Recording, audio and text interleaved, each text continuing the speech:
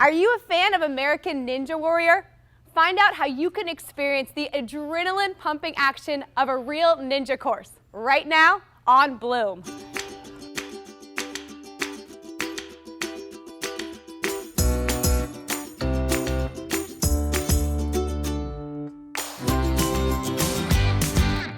Welcome to Bloom. Bloom is dedicated to health and wellness and fitness. NBC's high-octane obstacle competition series American Ninja Warrior is so fun to watch. And it's a great workout too. If you want to give it a try, you can do it here at Jungle Gym.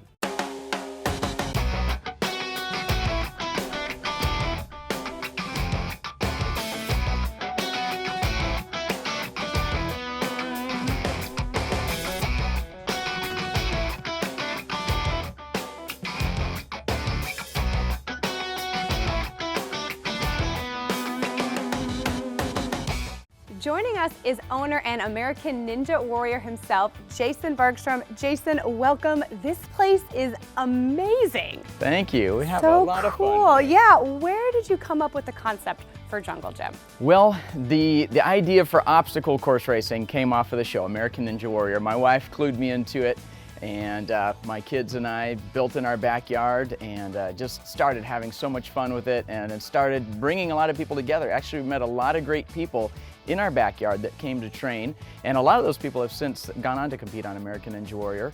But from there, we just started thinking of ideas, and the idea of Jungle Gym came out of the desire for us to match this idea of fitness and nutrition with something that's raw, natural, organic, and what better than that than a jungle where everything is, your fitness is functional and it's survival. And now you mentioned American Ninja Warrior. You actually competed on it, so what was that experience like? It is incredible. The coolest part of American Ninja Warrior is not being on stage, not the obstacles, but the community. And it feels more like a family reunion than a competition. But stepping onto that stage, something a lot of people are aware of, but a lot of people aren't aware of, is that when you hit those obstacles, you've never touched those obstacles before. Okay. Hopefully you've trained on something similar, but they always try and throw you a curveball. And so you step on that stage, and the first huge group of people was people that didn't know me, I didn't know them. I had my wife and my son on the sideline. I have friends and family that have traveled a long way to cheer me on. I have these strangers that are cheering their brains out for me.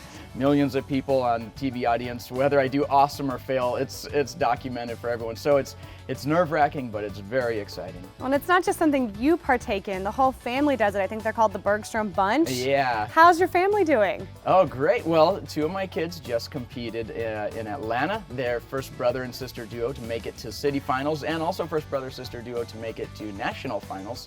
So people who are local, if we want to come to Jungle Gym, what is this all about and what can we do here? Yeah, well, we are, like the show, we're about community. We're about getting stronger.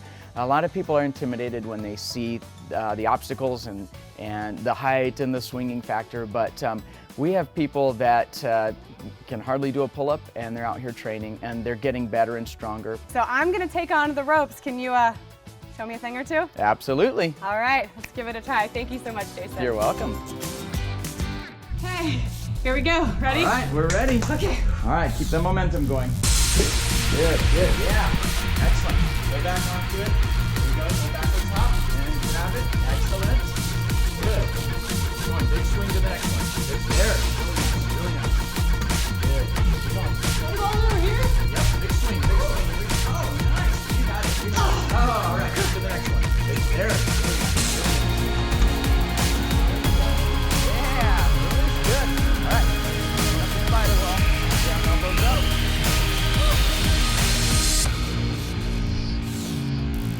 Nice work. Here at Jungle Gym, you can find real American Ninja Warriors training and coaching. And today I'm joined by Caitlin and Ashley, two ladies who were both on American Ninja Warrior this season at the city finals. Caitlin, you actually had a really exciting run, you and your brother. Tell us about that.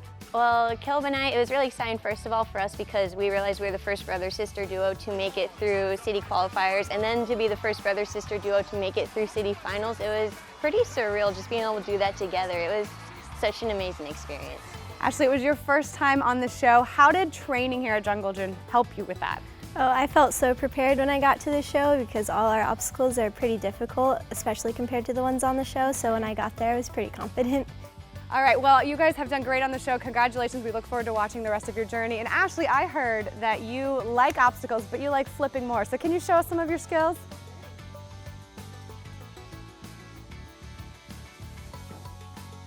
Awesome job, Ashley. You guys making it look easy. Well, it was a pleasure to talk to you and get to learn some of the ninja trade. Stick around, guys. We'll have more Bloom right after this.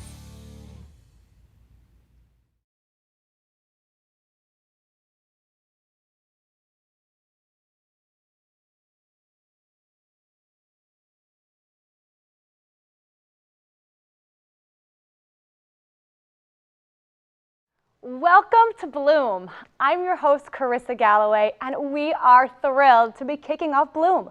It's a new show dedicated to health and lifestyle. As we say, we're here to help your life grow. I'm a registered dietitian and a certified personal trainer, and together we're going to be on this journey of health and wellness, and I am so excited that you're here to join us. So let's kick things off at a look at what's trending now. Intermittent fasting is a hot trend. Researchers just published a study that says the calorie-restrictive fasting can be done safely for several months with a number of health benefits, including lower LDL bad cholesterol and lower triglycerides. The report in Cell Metabolism concluded that people ate roughly 37% fewer calories, lost weight, and reduced their fat in their abdomen and trunk by 14% on average. But remember, when I say fasting, it doesn't mean fast food. Okay, next, an employee at Walmart has inspired the superstore to install breastfeeding pods in their stores in 3 pilot cities.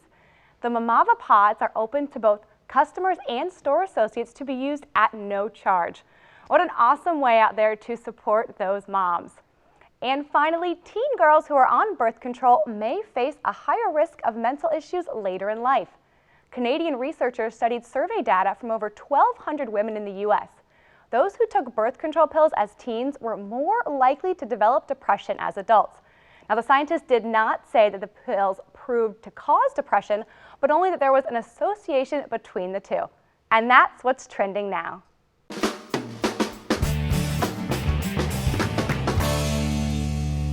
It's time for The Doctor Is In. Our guest is Dr. Seth Foreman, who is a dermatologist and founder of 4Care Medical Group. Welcome, Dr. Foreman. Thank you for being here. Thank you for having me. We are so excited. You're our first doctor on our first Bloom, so it's a big honor. Wow, that's a big deal. Thank you very much. Yes, I know. It's a huge honor. Thank you very much. And we're going to talk about something that, I got to be honest, frightens me just a little bit. It's flesh-eating bacteria that have recently come to our Florida waters. So tell us a little bit about what is flesh-eating bacteria and how's it contracted?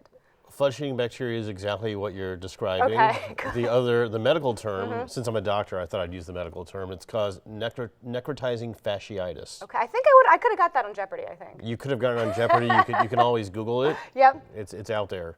And so necrotizing fasciitis is actually caused by a whole group of pathogens. Pathogens are bacteria that can actually cause damage to the skin and beyond. Okay. So that's what we're contracting when we're in specifically the salt water on our beaches. Exactly. As the temperature gets warmer and the water gets warmer, and as you know, our temperatures have been rising globally for years now, it actually makes those pathogens, those bacteria, a more habitable place to grow. And therefore patients or people that eventually become patients, people go in there with broken skin, the bacteria gets into that skin and it can cause damage not just to the skin, but can cause full systemic organ failure if you become toxic with the bacteria. So not to put it mildly, this is something that could, if undiagnosed and untreated, kill you. If undiagnosed and untreated, this necrotizing fasciitis can kill you. So is the risk going in the water, or is the risk going in the water with a cut and an open wound, and how big would that wound need to be dangerous? It's unknown. However, bigger the wound, the more likely a bacteria can get in there. I think the key is this, is that if you have a sore on your foot and it becomes more and more painful after a certain period of time, becomes redder, you get a fever, please don't ignore it. Isn't that always the thing that always gets people in trouble, is when they ignore anything in their lives that may be causing problems. They don't go to a walk-in clinic. They don't go to the emergency room. Go. Better to be told that you have nothing wrong with you and go home than to have something wrong with you and not go in and get treated. And it can be deadly. You could require an amputation of a limb. So it's important. Please don't ignore a sign or a symptom from your body. That's good. That's good from a doctor. That's good advice. Now, you've said that these pathogens have always been there. They're increasing because of the warmer water. But why is it right now? It feels like there's more cases than I've ever been familiar with. Is there a specific reason? Is it the time of year? It may be that there are a few more cases than normal. However, I think it's the fact that there's actually more media outlets now. There's not just television like what we're on, but there's also social media, which eventually we'll be on, and some other avenues for media. So I believe there's more sensationalism about this issue than, say, necessarily more cases of it. And so I think it's important because the more knowledge is power, and we're educating the public about the dangers. And that's good. We Absolutely. Want to educate. We certainly want to educate. I think salt water, is a healthy thing. Maybe it's good for our skin. Where's that boundary if salt water is good for us and salt water can harbor these dangerous necrotizing fasciitins, if you will? Right. Well, the key is, no, you said it almost right, and actually I was about to give you a medical degree, so that was great. So I think that the key is this, is that don't give yourself an opportunity to get this condition, meaning that if you're a diabetic and your blood sugar is not poorly controlled, you're at risk. Okay. If you're on chemotherapy for some type of cancer and you feel like going to the beach and getting in the water, if you have open sores, don't go in the water. You're at risk.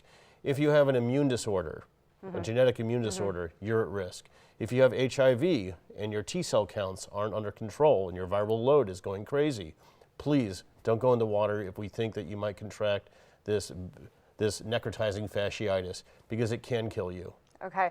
And I think I want to clarify for people, we're saying I'm splashed by the water, this is dangerous, or I have to be submerged, or could it be either one and we don't know? If you get splashed by water and some of that water has some of the bacteria in it, you're at risk. Okay. If you immerse yourself in the water, obviously there's more particles to be touched by. And also the other thing is make sure you're not immune suppressed, like we talked about those sorts of people with different types of medical conditions. But also, do you have any type of cuts on your foot or any other part of your body that may be exposed or submerged? And we're going to physically see signs of this, like you said. If we're concerned, we went in the water, we have a cut, you're going to know something's wrong. It's basically what you're saying if you've contracted this. What I would say is you're very likely to see signs and symptoms. People who have immune issues that are so your body doesn't respond to infections the way a normal person or someone who's not immune compromised may not always get those initial signs and symptoms. So that's why if you are immune compromised, please be careful. All right, well, I appreciate that advice. Very great information. Now, if you specifically have questions for Dr. Foreman, you can join him on the Bloom TV Facebook page for a live Q&A right after the show at 1:15 p.m. Thank you, Dr. Foreman. Really great advice. We appreciate it. Thank you for having me. All right, guys, stay tuned. We'll be back with more Bloom right after this.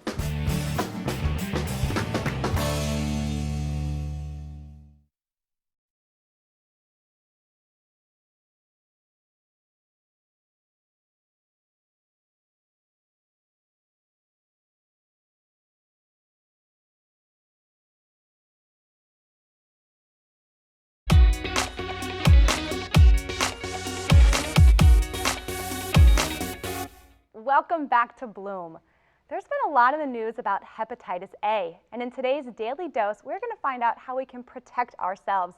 Joining us is Tom Iovino, who is the Public Information Officer with the Florida Department of Health in Pinellas County. Welcome, Tom. Thank you for having me on today. Thank you for coming and being our expert. Let's start with just what is hepatitis A for people that don't know? Hepatitis A is a viral illness that is spread very rapidly between people. It is spread through filth, and I hate to use that word. No, we need to know. But we need to know. It's when people may be infected if they use the restroom and they don't wash their hands well, if they share drug paraphernalia, things like that. It can be spread very rapidly from person to person.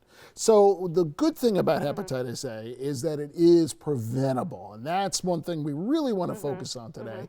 Hepatitis A is a vaccine-preventable illness. Now, it takes 2 doses to get full immunity. Yep. The first one you get, and it gives you about 95-96% protection for about a decade.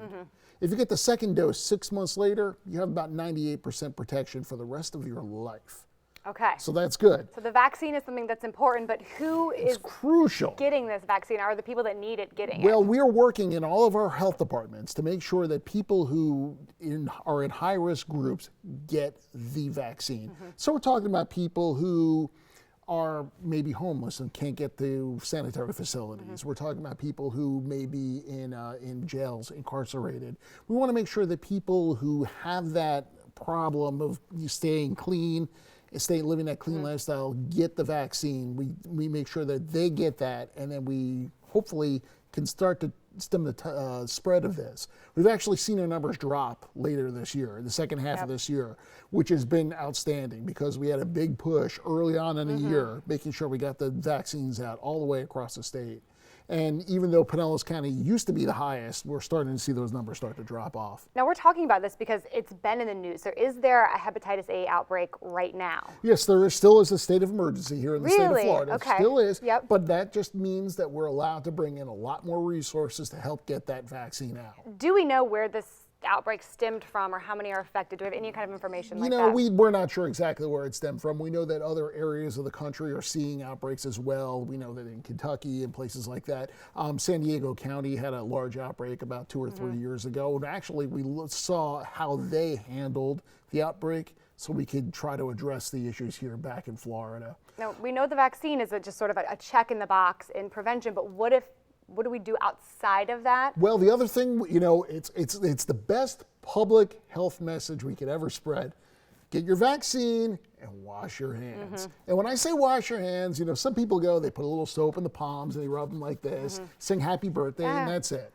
This is wash your hands. Okay, surgical, Grey's Anatomy style hand washing. Let's not go too crazy. We're not washing all the way up to here. But make sure the backs, between the fingers, the nail beds, make sure the thumbs. People forget to wash their thumbs.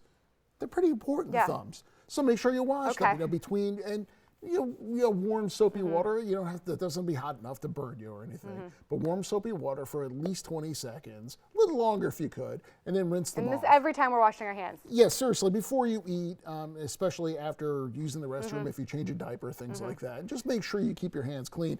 Again, great advice not just for hepatitis A, but also for the cold and flu season, which is coming up as well. So it's a great public health message. Okay, so I like that. We've talked about, with hepatitis A, we've talked about homelessness, we've talked about drug use, and if someone's sitting there watching, okay, not me, what about restaurants? Okay, now there have been very few cases in the state of Florida where we see food workers contracting hepatitis A, and it has happened.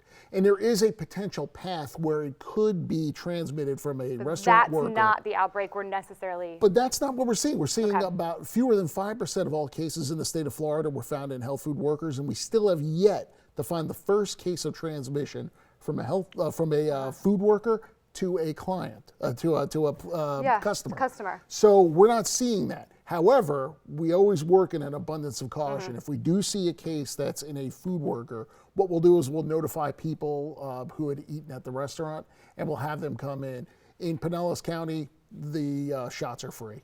Well, really? Well, great. Yes. Well, this is wonderful information. Real quick, flu season. Should we get our flu shot? Yes, by all means, get that flu shot. All right. Well, thank you so much. Good information. Thanks, Tong. We will be right back with more Bloom.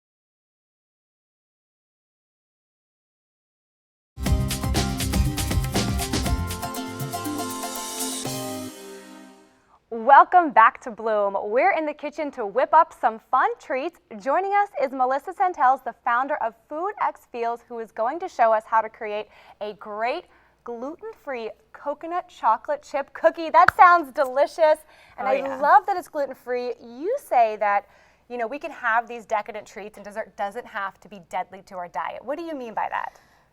Well, it's all about portion size first. So you can really eat whatever you want. I have a good metabolism. So you're lucky. But yes, it's about portion control. Yes, it's all about portion control. But having a gluten-free treat is it's good for you. It's better for you. The ingredients in this also use almond flour. Okay. So we can get into that while we're mixing what it does for texture and the crunchy elements of the And cookie. I think that it's important to have gluten-free options for people because you never know who's coming to your house, and you want to make sure if you're putting that love into baking, it's something everybody can enjoy.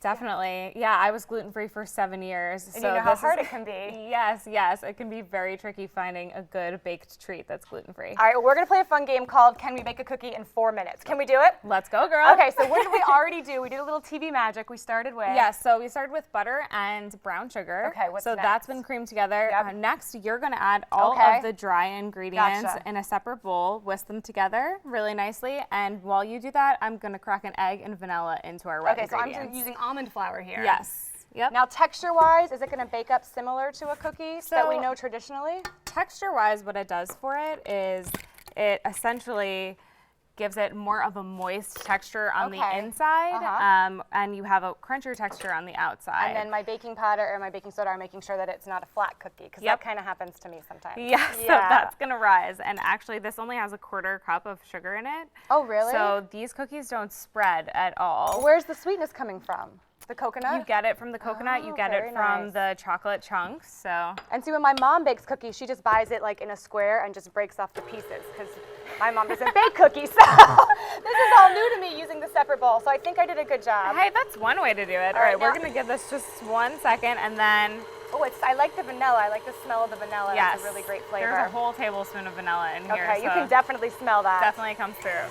Okay, so I'm gonna lift this up, and if you want to add will just a do little that. bit at a time. Okay, a little bit at a time. Yep. Now you are working on your very own cookbook with more recipes like that. Tell me about it. I am. So it's a cookbook that's basically, I'm Italian, so there's a lot of Italian influence in the book, but it's categorized by occasion. So just like Okay. you were talking about before, like if you're having a group of people over, you know, there's Do I add been- while it's moving, or do Yeah, I you can add while it's Oh, moving. now Just I'm be nervous. careful. Now I'm nervous. So if you're having a group of people over, yep, you got it. All right, you got a little more, a little more. There's a chapter for like date night or a chapter for flavors to impress your friends with. Very cool. Also a chapter for when you're hungover. So, Really? That is brilliant. I love that. Yeah. No one, just to let you know, no one is hungover here today. No. On Bloom, we're just enjoying some delicious cookies. Look at that. I already got fired from my job. I It's got okay. you. You're keeping us on track with our 4-minute Absolutely. cookies. All right, what are we looking for when we're mixing it? Okay, so at this stage of the game, the batter is going to look a bit crumbly, Okay. but the almond flour has a lot of wetness in it, right, with those rich almond oils. So it'll come together, and we're almost done. All we have to do now is add our coconut and Okay. add in our chips. And we're doing that while it's still mixing? Yeah, you can rock it out. I love the coconut flavor in there, and I love that it's adding the sweetness to it. If we don't like coconut, is there something else we use, or like a dried fruit or You something? could use like a sour cherry, which I've used before, which okay. is really nice, or a I cranberry. feel like there's a lot of chocolate. Yeah. Go with it? Yeah, I'm it'll. gonna. Yeah. Oh, good for me. Chocolate's good for me. It's good for my blood pressure. Exactly. All right, so while that's rolling up, are there any other tips or tricks for making the perfect cookie? Well, for making this cookie specifically, chocolate. what I like to do is use a wine glass. Okay. So an ice cream scooper and a wine glass, so these cookies won't spread at all. Okay, so we got to make sure to give them a little help Yeah, spreading. you All right, so gotta we've give got them some less love. than a minute, so you've done a Okay. really good job on the cookie challenge. I love it. Now, as your cookbook is being developed, where can we follow along with you to get some of these recipes? So I'm doing a lot of sneak previews on Instagram. So what do I do? You can This side? Yep. Use the wine glass, press it down. Yep. And then you're gonna have to peel it off with your And what's ends. your website we can follow you with? On Instagram at Mel Santel Okay. or www.foodxfeels.com. All right, so we've got one cookie made. I think Yep. we should try one. Yeah, we Because you got the absolutely salt should. on top. Yes. All right, and we've had the recipe on the screen. We're going to have that online. Thank you so much, Melissa. More Bloom. We'll be right back. Cheers. Cheers.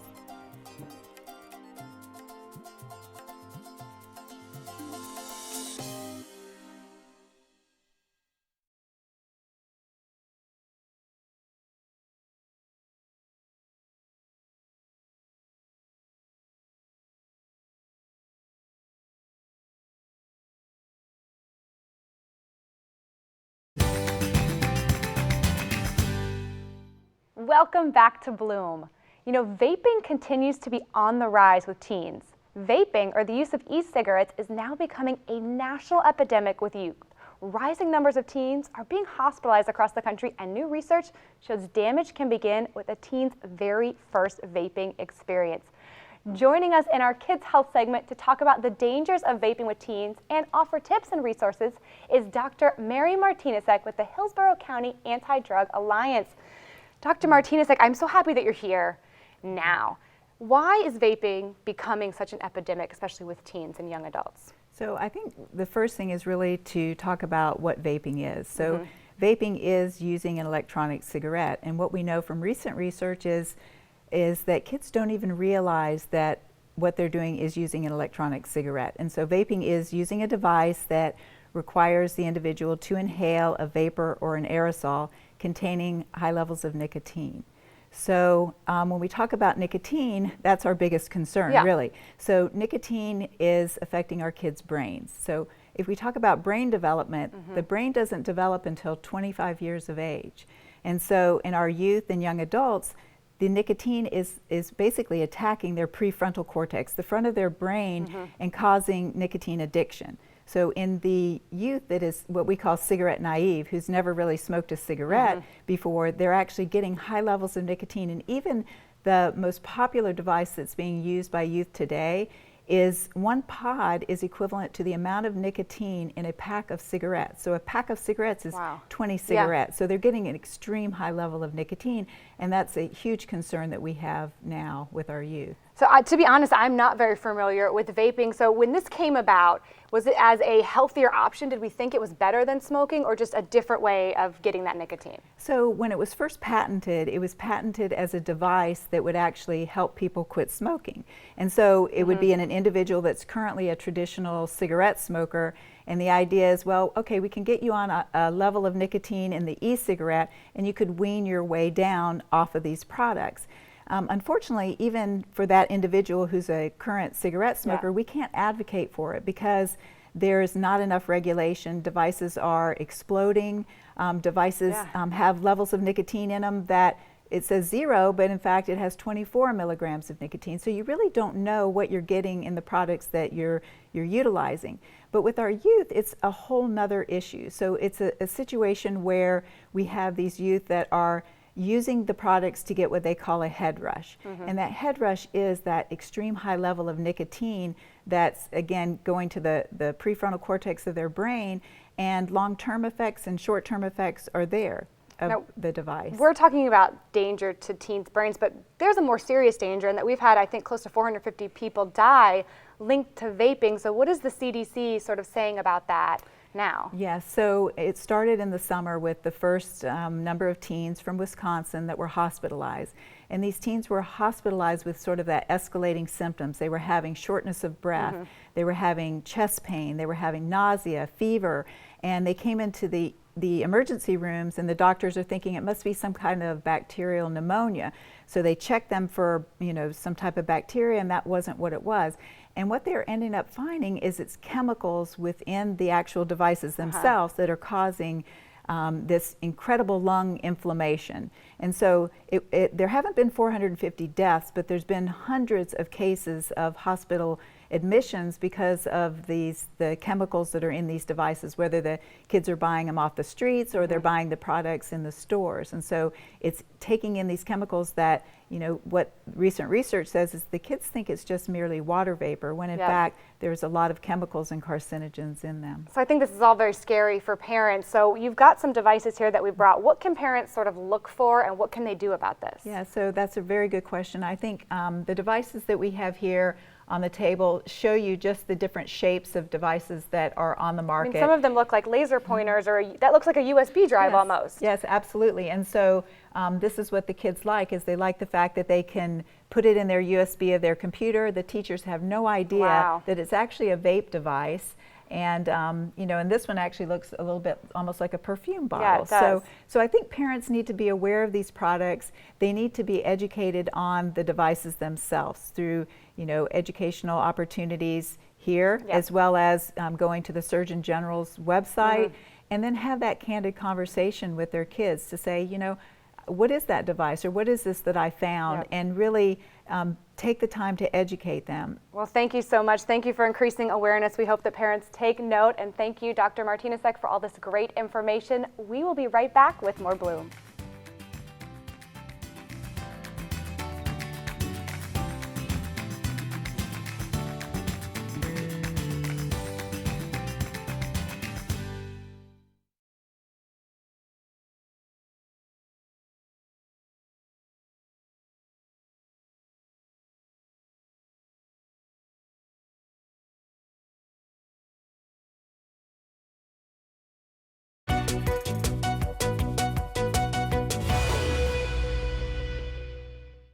Welcome back to Bloom. According to our next guest, fitness is an integration of body and mind. Ben Pekulski is a Canadian IFBB professional bodybuilder and the winner of the 2008 Mr. Canada competition.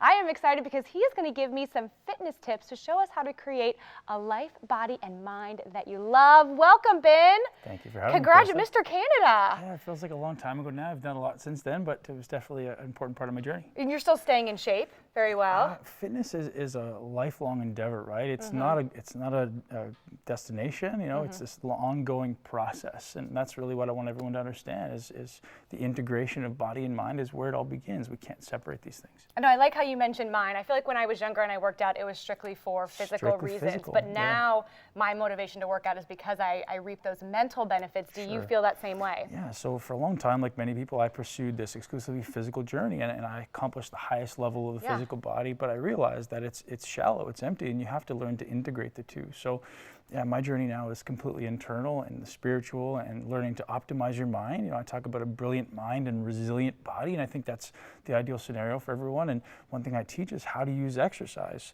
to upgrade your mind, to not only improve memory and learning, but also improve consciousness and be more self-aware of things. And that's maybe what we're going to go through today. Yeah, and you're bringing this philosophy to people here in St. Pete. So what are your classes like? What do they focus on? Yeah, so I'm just trying to tell everyone how to make the most of what they're currently doing in their fitness. So everyone's always confused about, do I have to lift? Do I have to do cardio? Do I have to do TRX? Do I have to do CrossFit? So really the answer is it doesn't matter, right? The answer is we need to move. We need to move all of the joints in our body. And ultimately, whatever you're going to do, I'm going to teach you how to do it most effectively. And we're seeing you right now. Tell us what we're seeing right here. This is where you train? Yes, so this is my gym here in Tampa. It's called the MI40 Gym, and we're doing a muscle camp. So we're walking through some people through what we call muscle-centric exercise. So most people are movement-centric, right? When I ask you what you do, I do squats, and I do deadlifts, and I do bench presses. But we take a muscle-centric approach, which means we want to challenge muscles, right? Objectively, exercise is an external stimulus that creates an internal response. So we're taking this internal focus. So how do we learn to challenge muscles so they adapt and respond to what we're trying to get them to do? Okay, well, I like that idea. Now we're going to help me work on some trouble areas that I'd like to talk about to upgrade sort of those aspects of my life. Sure. Many women will say like, hey, I want to build my glutes, I want to build my hamstrings. I do want to build my glutes. I want to tighten my quads. Yeah. Okay, so if you face me, so that it gives a good view for our audience. So all I want to do is take a shoulder width stance. And now I want you to be conscious of, you can even close your eyes to this, be conscious of where your weight is on your feet. So put most of your weight through your heels. Now, if you guys see, her weight is all stacked through her center of mass. So her shoulder, her hip, her knee is all stacked over her foot. Now, if we just take your hip back behind your knee, your heels a little bit, keep the knees perfectly straight. Keep my knees straight. And just think about bending over like a deadlift, and you're driving your hips back to the back floor. The further you can take that hip joint behind your heels, keep driving back so they can touch your bum on the back wall. Pause right there. So the further you can take that hip back behind the heel, the more challenge these muscles have. I feel it like kind of ignited. Good. So in that position, drive your heels through the ground. And I want you to think about not the movement, but the muscle. So as you drive the heels to the ground, you're going to pinch your glutes together, and you're going to try to use that pushing into the ground to come back up to the top. So it's not a movement focus. We're focusing on what is this muscle doing? Very different. And we're trying to activate and challenge the muscle rather than just going through movements. People often mindlessly move. You do. We don't want to mindlessly move. We want to activate muscles and challenge muscles. So let's do that one more time. Okay. And how hard can you push into the floor in both directions? So if you go all the way down as far as you can, stretch, good. Now, how hard can you shove into the floor and use that push to bring you back up to the top? I feel lower back, I feel glutes, I feel all that kind of just activate, like you just woke up. Right, so now let's go into a lunge position. So throw that leg behind you, good. Now, people talk about knee over toe, and that's not really a concern. Like it's a big myth. So come down to the bottom of a lunge position. Now, rather than thinking about standing up, what I want you to think about doing is shoving into the floor as hard as you can and push into my foot here with your toe, almost like you're trying to extend your knee. Okay. Push the back foot back, so you're almost trying to split the floor apart. Now use that to push you back up. Oh, wow, it's a totally different feeling than just the movement. Right, so we're trying to create challenge rather than completion, right? People are focused on completion. I want to do 3 sets of 8, and it's nonsense. The objective is to create challenge within the muscles. I feel like even my body's like shaking just because I'm so focused on it. One more time, I want you to push as hard as you can into the floor and down, but don't move. Push as hard as you can. Push that back foot back. Push, push, push, push. And now you're going to push so hard, your body's going to have to come up. Yep. So push forward into my hand. Right, that's what we're trying to do. Yeah. Now, if you continue that, do a few more reps like that. Okay. Good. So trying to control the way down with the same amount of force So this is forward just a here. totally different philosophy. I love that. Right. Now tell people at home, as we're wrapping up, where can they find out more about you and this sort of muscle-centric concept? Sure. So people around the world, muscleintelligence.com is the primary website, and people in Tampa can go to the mi40gym.com website. Now I would be remiss if I had you here and I didn't get a little flex out of you. So can we get a flex? Stay tuned, everybody. Bloom will be right back. Thank you, Vin. I appreciate it.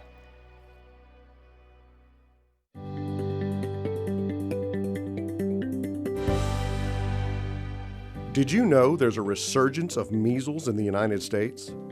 According to the CDC, measles is more likely to spread and cause outbreaks in communities where people are unvaccinated.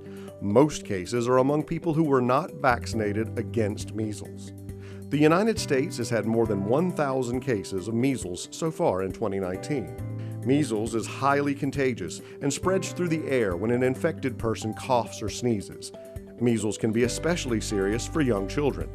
Travelers with measles continue to bring the disease into the United States. You can prevent measles by talking with your doctor about the measles, mumps, and rubella vaccine, especially if you're planning to travel. This has been a Medical Minute.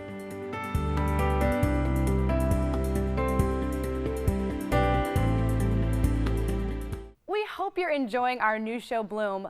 Besides watching us on WTTA Great 38 and WFLA News Channel 8, you can connect with us on social media. Follow us on Facebook at Bloom TV Show, on Instagram at Bloom_TV, or on Twitter at Bloom TV1. We want to know what you're thinking, so again, that's Bloom TV Show on Facebook, Instagram at Bloom_TV, or Twitter at Bloom TV1.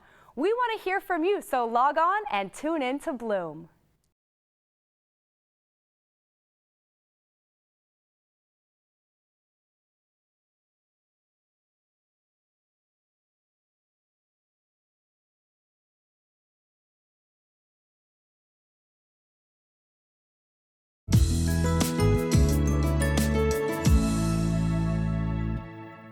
Welcome back to Bloom. You know, bone health is so important.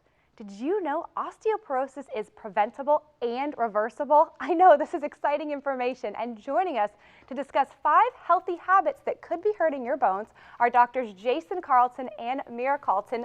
Welcome. Thank you guys for joining us. Thanks for having us. I love this concept because osteoporosis is something that I worry about for me and my family. So Jason, tell us, what is osteoporosis and is it on the rise?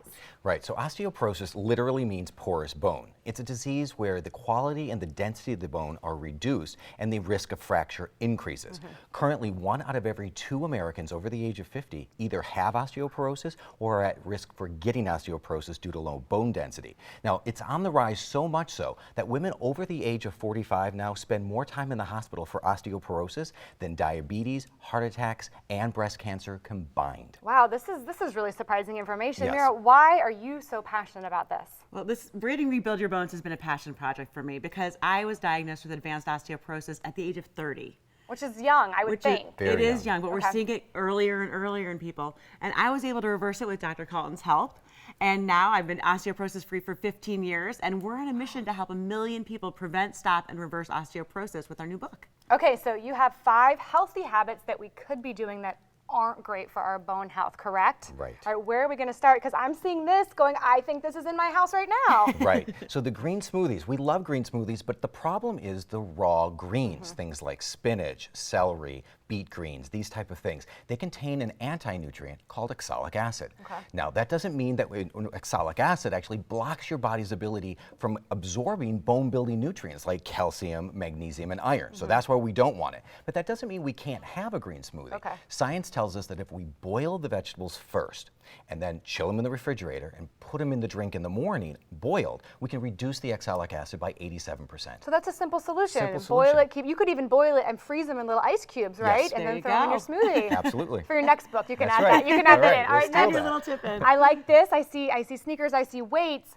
What's the healthy habit that's hurting us there? Exercise. Some people are doing the wrong kind of exercise for their bones. And where we're talking about osteoporosis, cardio is not king. We don't want you doing all that extra sweating because what happens when you sweat? You sweat out electrolytes. Exactly, and calcium, magnesium, 2 electrolytes, and we don't want you to be using those we want those to be used for building bone instead. course. But there's a right exercise to do.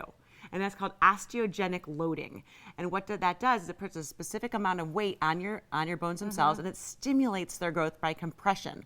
And there's gyms all over the country called OsteoStrong that teach people how to do this safely. Perfect. All right, next I see some nuts, I see sunflower seeds. So again, these are things that we think we're supposed to be having. Tell us, Doc. We think that they're healthy, but they're full of something called omega-6. Now, omega-6 is inflammation causing. That's in contrast to omega-3, which is anti-inflammatory. Now, our bodies actually build certain bone cells called osteoblasts that build bone, or build osteoclasts that tear down bone based on how much omega-6 we have. So high omega-6 foods like nuts, seeds, and even olive oil cause us to break down bone quickly. Our goal is to switch these snacks for foods that are lower in omega-6 and teach you how to get the omega-3 through your food and supplements. Because most Americans aren't getting enough of those omega-3s. nowhere That's near. important. So you mentioned supplements. What's next? Well, it's about smart supplementation. We still want you to supplement because that's going to help you build your bones, but we want to teach people about smart supplementation. And the problem is most supplements don't even contain the nutrients you need. There's not enough calcium. We're just blindly buying whatever we see there. Right. So we have checklists in Rebuild Your Bones that go through every single thing that you should be looking for. And there's actually something called anti-competition technology. What most people don't realize is certain vitamins and minerals compete in your body for receptor sites. So you can't absorb them all at once. So a lot of multivitamins don't take that into account. Anti-competition technology, we're going to be hearing a lot about that. We're going to be able to read that in your book. Absolutely. Yes. All right, last thing, I see wine. I'm excited. Am I allowed to be excited for my bones? You're allowed to be excited if you don't overdo it. Okay. With alcohol, we do need moderation. So too much alcohol, and it can hurt your gut and make it so you can't absorb calcium and vitamin D, which is really important for osteoporosis. But what science has shown is that 19 grams of alcohol, which is about the equivalent of 2 small glasses of wine, will actually help your bones as much as the drugs they use for osteoporosis, as much as bisphosphonates, without the side effects. Okay, well, this is great information. You guys, the book is Rebuild Your Bones. I encourage you to take a look. Great information. It worked for Mira. Guys, thank you so much. We will be right back on Bloom.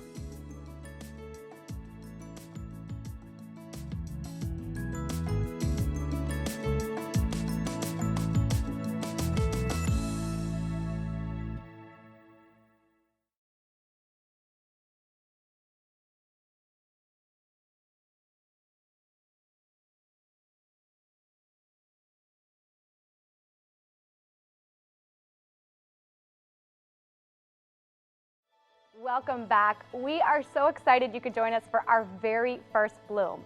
Now, if you have any questions about nutrition, food, diet, or recipe tips, I'm a registered dietitian and I'd love to help you answer them.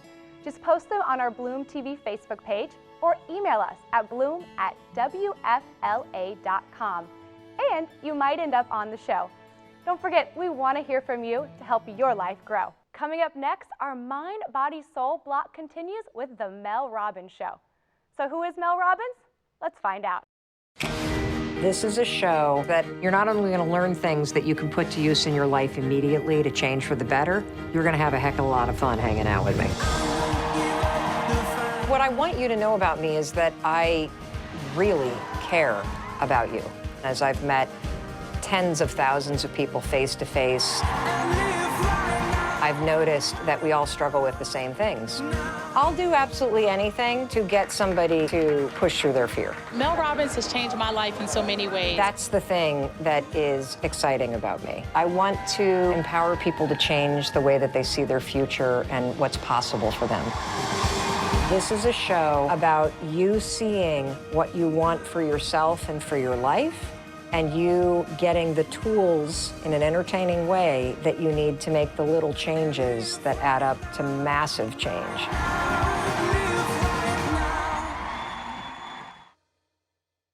On the next Bloom, we'll find out all the ins and outs of the keto diet from a leading keto nutrition doctor. And we'll find out how to spot toxic people from a mile away. Thanks for watching Bloom. Mel Robbins is next.